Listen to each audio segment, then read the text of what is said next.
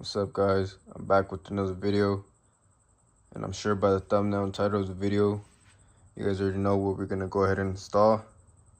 So let's go ahead and jump right into it. Okay guys, for this install you guys will only need a flathead screwdriver, and just like that it pops off real easy. Okay, so pretty much the same way you removed it, you're gonna go ahead and install it back.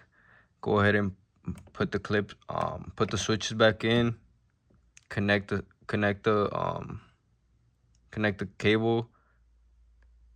Okay, now for the driver side, like I mentioned, grab your screwdriver and dig deep in there and just pop it up.